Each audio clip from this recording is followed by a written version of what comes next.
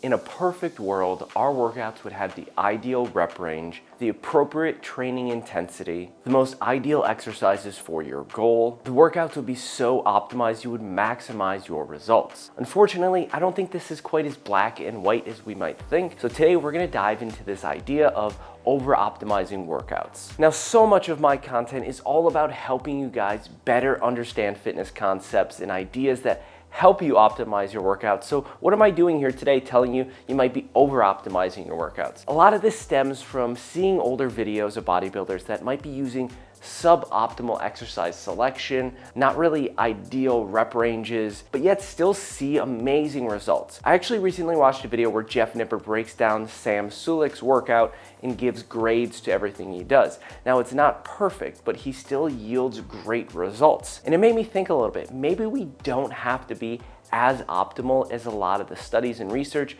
might make us think. So hang with me here. I want to bring up a few concepts. A video topic I made recently talked about set totals. How many sets per muscle group per week should you be doing?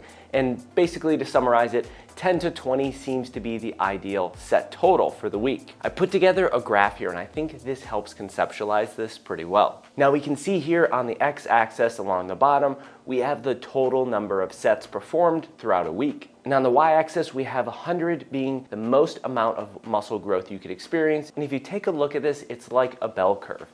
We see this number ramp up, but it also starts to fall off. Our ideal total number of sets is somewhere in that 8 to 10 and 18 to 20. So there is an optimal range, but we're still yielding results on this left and right if we overtrain or if we undertrain. Now I want to pull up another chart here, and this one's going to be reps in reserve. Reps in reserve is a way we can measure how intense we're actually training. It basically means how close to failure are we getting. If there's 1 rep in reserve, that means we pushed almost all the way to failure. Now you can see here on the bottom, here's 10 and here's 1 rep in reserve. And as we go up, we notice the closer we get to failure, the more growth we're experiencing, and it starts to significantly increase. Research does support these concepts. Now you can see that we seem to have the greatest amount of growth with 3, 2, or 1 reps left in reserve. So this would be the optimal range, but we're still yielding results even if we're stopping 5, 6, or 4 reps shy of failure.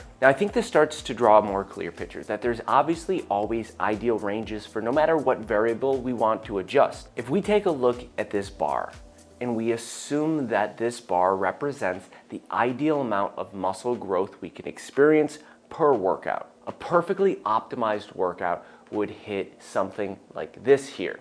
A total of 20 total sets, pushing 1 to 2 reps shy of failure with the ideal selected workouts. So now we have this perfectly optimized workout. We hit the exact amount of muscle growth we could experience per workout, but what if we adjust these variables? What if we don't select the best exercises? Here on screen, I have 3 different exercises for the chest. We have push-ups, which we're saying yield roughly 60% of the maximum amount of growth, bench press, which is about 95%, and incline dumbbells, which yield about 80%. So what if we supplement out our bench pressing with push-ups?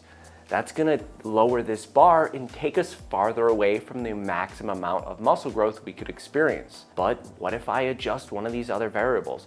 What if I end up yielding the same amount of results while adding a set or 2? The point behind all of this is that even if we're not training perfectly, we could still be maximizing our results by adjusting some of the variables, like adding in a set, training more intensely, adding additional exercises, altering our rest time, or changing our workout selection. And instead of becoming overly focused on a benefit that might only yield a 2 or 3% increase in growth, remember one of the most important components might be our consistency. Don't get me wrong, all the details in the optimization is important, but for the vast majority of people, staying consistent and keeping with the basics will yield some of the best results. I hope you guys found some value in this video. This video up here, YouTube thinks is going to be best for you of my content, so watch that, and we'll see you guys in the next video. Have a good day.